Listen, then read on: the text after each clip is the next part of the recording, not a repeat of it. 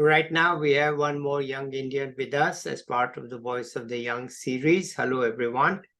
We have Samyak Sharma with us. Let's listen to her. Over to you, Samyak. Hi everyone, I'm Samyak, and just to give you a brief background of myself, I have pursued my education till 12th. I pursued my education from 11th and 12th in humanities, and right after I joined bachelor's in sociology from Miranda House University of Delhi. And after that, I had a postgraduate program in public policy design and management from Indian School of Public Policy.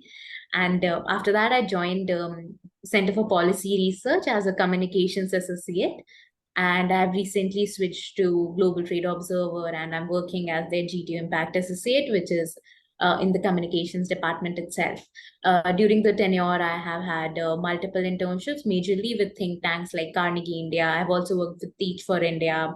I worked with JPAL South Asia, interned with them for a brief period of time, but majorly all was in communication. So I am majorly aligned towards communications in the development sector, I would say. So yeah, that's a brief introduction about me. Okay, let's have the details and interesting stuff that you want to share. So the interesting stuff, I would start with why did I dive into this sector particularly? Because I started with the idea that I'm interested into research and development sector.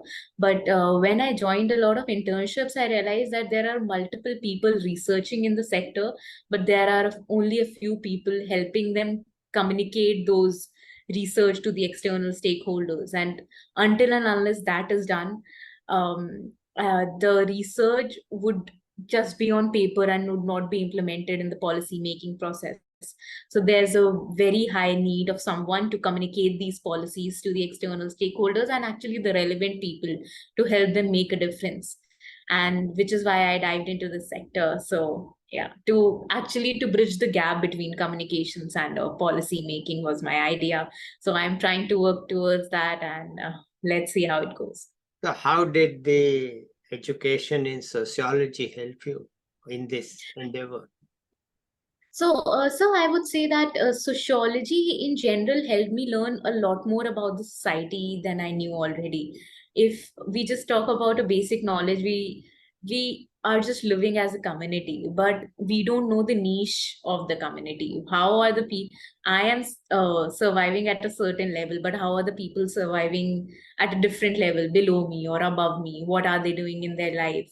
What are the struggles they face? Sociology helps you understand the community in depth of what is going on at the minimum level and the maximum level, which is why sociology helped me understand the community in a lot better sense than I would say I had an idea when I was in my school. Yeah, well, college always helps you learn more than you learned in school. So that's not just in sociology, it's in every field, I think. And the Yeah, college is always an eye opener for everyone because yeah, you move to a different set of people. yeah, Is that's there true. anything in sociology that particularly struck you or that still is with you? An insight you can share with others who didn't study sociology like me? Something that struck with me, I'm not sure if I would say like there's a particular area that stuck with me, but it helped me understand people better. Like if everyone would have asked me about my opinions on, let's say, the LGBTQ community when I was in 12th, I wouldn't have a lot of opinions. When I started learning sociology, I started learning about particular people and the place where they come from. It's very if I would say in policy making, it's very understand not just to understand the struggles but also to understand where these people come from. And sociology helps you go to that level in depth to help you understand this. It gives you a different framework, to be honest. It gives you a different insight into the world which you generally don't have, and you see people differently, you see people more sensitively as compared to before. So sociology has helped me in that way a lot. Okay, so Could you just elaborate on the example that you have? Because I want to hear it. I didn't study sociology, so I don't have the framework that you are talking about. And I think all of us would like to hear, because most of So, us are economists on this channel. And so I welcome you as a person who's not an economist, because I'm hoping to include people from different disciplines, professions, whatever, so that we also learn from each other. And so let's hear from you how it made you more sensitive, or whatever you want to share. I'm not asking one question, I'm saying whatever you want to share. So yes, I would say I'll just start with an example. When I was interning with Teach for India, my major role was to, I would say, start with a short round of interview just to basically understand the candidates who have applied for, like, what are their interests, why have they applied for the Teach for India fellowship, why would they be interested in it, and would they be a good fit for the fellowship. So when I was talking to a lot of people, the thing that they told me why are they interested in the fellowship was that they didn't have a chance to have that proper education and a proper teacher to guide them, but they want that to be that for someone else. So that is how you realize that, like, as you mentioned, economists have provided with a lot of strength to the community and obviously to the policy making space, but sociology or any humanities sector, to be honest, helps in understanding not just, I would say, the society, but also, like, if we put psychology into place, it helps you understand the psyche of the person. Like, if I would say that I am doing this because I want the gap to be bridged between policy making and communication, this is where I come from a certain level of psyche. Because while talking to these people from Teach for India and also from various other sectors, I realized that people have started realizing the struggles that they have faced and they don't want it to be faced by someone else. And that is how a country or a certain society or a group develops. If I won't understand the struggle of my colleague or someone working with me, I wouldn't be able to help them. So if there's no one who has that level of understanding, then policy making won't be of much use. Because in the development sector, I think the major thing is, whenever you start making a policy, I have always learned this in my college days, that you have to know your audience first. What are their struggles? Why are they facing those struggles? What is the thing that they don't have, they are lacking of, which is making them come to this place or to talk about it or to not have that particular facility or the privilege. So unless and until you understand that, no policy or no data can help a country to prosper or progress. Mhm. So I think that has changed my understanding a lot. Okay, fair enough. I get what you're saying, that you have to know your target beneficiaries. Why Yeah, are they doing what they are doing, what their background is, what their psyche is, who's influencing them, what's going on with them, before you design any scheme or program for them. yeah, You cannot yeah, do it just on the basis of data. You have to do it yeah. on the basis of who they are. Yeah, Yeah, if you would allow me to share one more yeah, example, please, while I please. wrote my thesis in the masters, my thesis was basically on how to help the specialized or the disabled people, I would say, in attaining the level of education that the non-disabled people, I would say, do, the enabled people, I would say, do. So I read a lot of surveys and secondary data about how they don't, it's not that they don't want to study, it's that we don't understand the struggles when they come to a public space. What are the struggles? And these struggles were just minimum, that they don't have a proper track for their wheelchairs, that minute level. So I, during my thesis, I realized how important, and I didn't know this before this. I was always in an idea that they also have access to everything and anything possible in the education domain. They can also study, they can also use different kind of modes, but they come with different sort of struggles. So unless and until I could understand those, like these minute details, that they don't have a track for their wheelchair to come to a public space, I couldn't understand their struggles. So sociology or in general any humanities subject has helped me understand how important it is to go to the depth level of these people or any person who you are making a certain policy of. And then obviously design my thesis in that way. Then how can we make school or any public educational institution in that way that this they can be assisted of.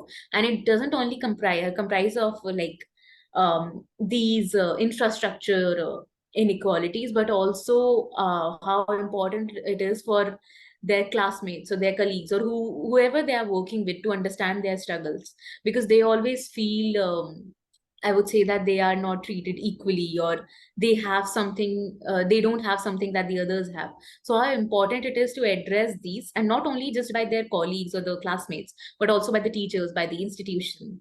So I think humanities subjects have helped me understand those things in a better manner. I think I don't think if I would have pursued any other subject I wouldn't have that level of understanding.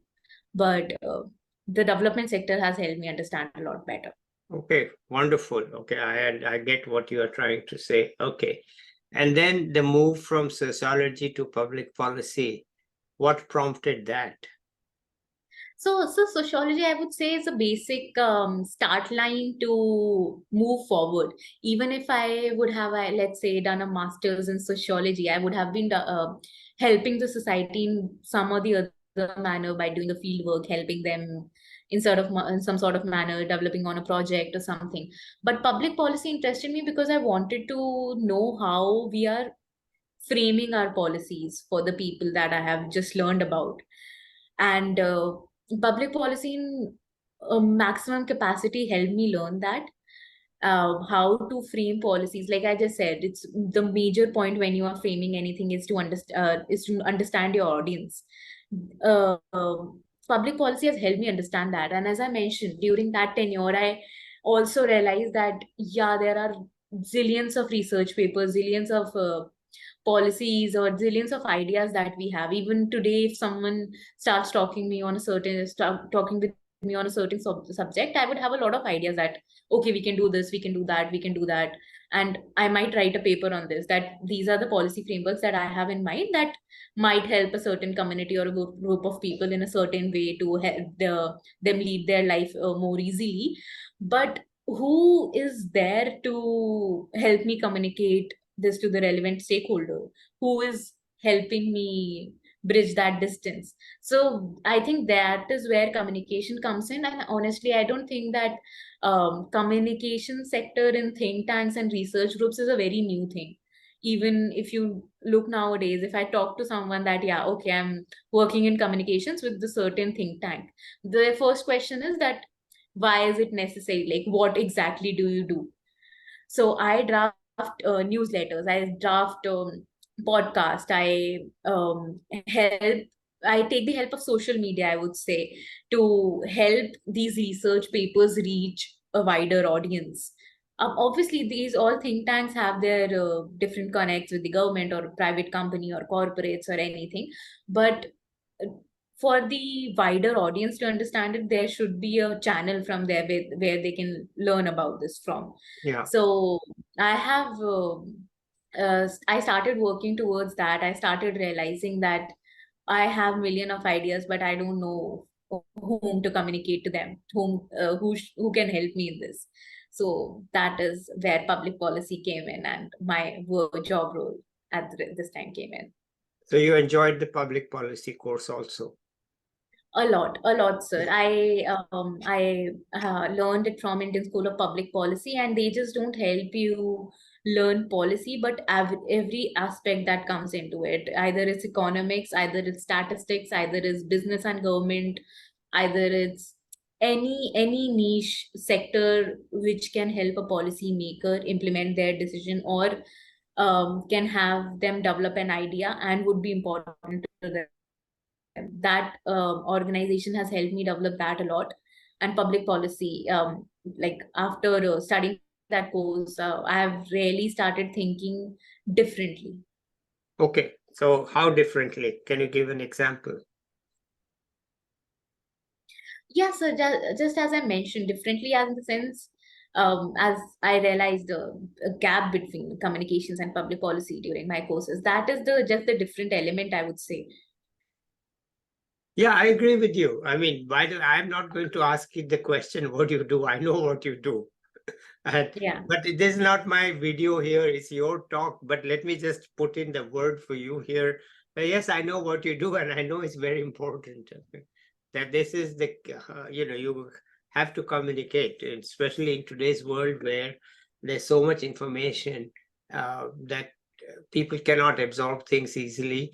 So you need to be a very good communicator to Yeah. get your point across. So it's a very crowded world, and if you don't have a clear message, then you don't have a message.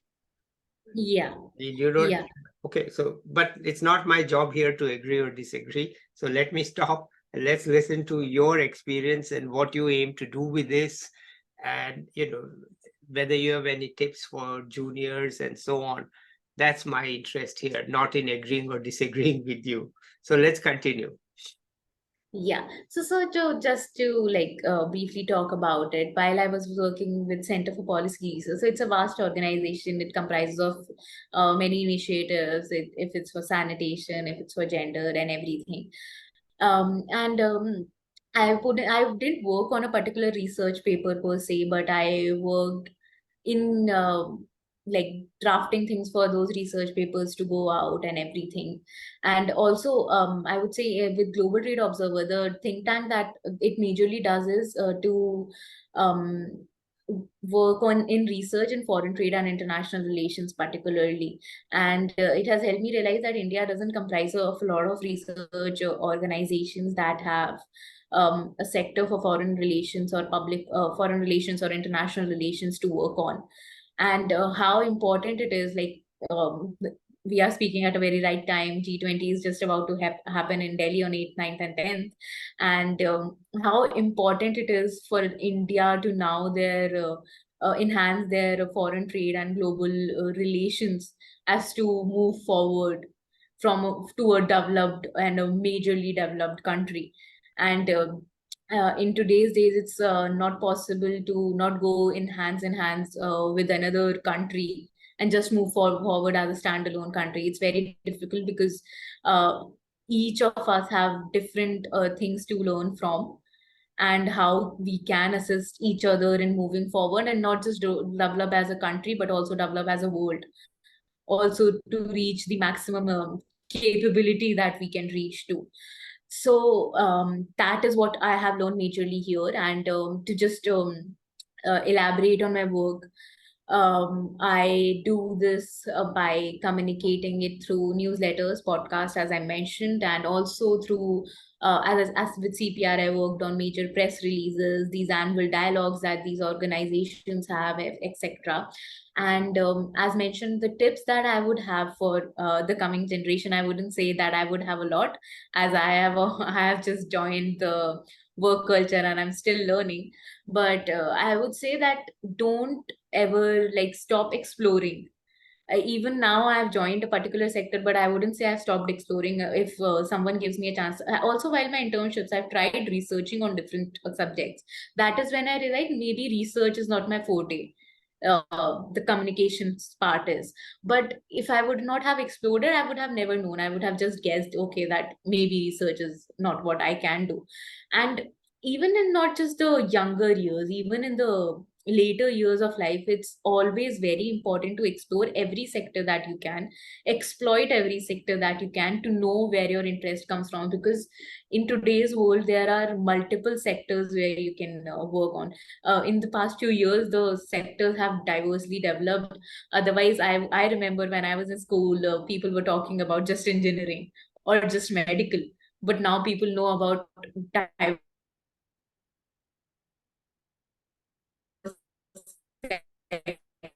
sectors. So it's very important to explore, because unless and until you'll not explore your interest, you'll just follow the line engineering, and I think I should do it too. And I would have maybe joined Uh, science because that is what the society and Yeah. Samyak, I think we are having some internet issues, so let me put a pause and then we'll come back. Yeah, so as I was mentioning that, so unless and until you won't explore every area and learn of how you can contribute to that particular area, you won't know your interest. So for the coming generations or the people coming after me, I would just have one opinion that yeah, if I'm just talking at a very random space right now. Even it's been about 1.5 years that I have been working, but still that I have tried to explore every other area that I could, and I still try and do that. Whether it's how can I write, how can I maybe try a short article format and get it published somewhere. It can start from a very minor level, just writing, or maybe just researching, or maybe just talking, like joining this podcast with you. So this is how you learn more about different areas of work where you can contribute in, and you should never stop exploring that. That is just a piece of advice that I have as of now. Okay, let me ask you a question that you may answer very broadly or not even. Does this pay well? Because people want to know what kind of a career it is. You know, this not some career, as you said, that's well known, like engineering, medicine, and so on. So communication career, I mean, what kind of a career is it? How does it compare to the conventional economics think tank or engineering or medical? I mean, does it pay well? Are there future in it? What is it that you see?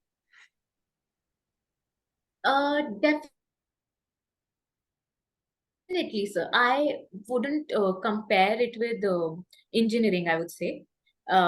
Is my voice audible, sir? Yeah, it's clear. Continue. Yeah. I wouldn't compare it with, sorry, sir. No, go ahead. It's fine. It's fine. Go ahead. Yeah. Yeah.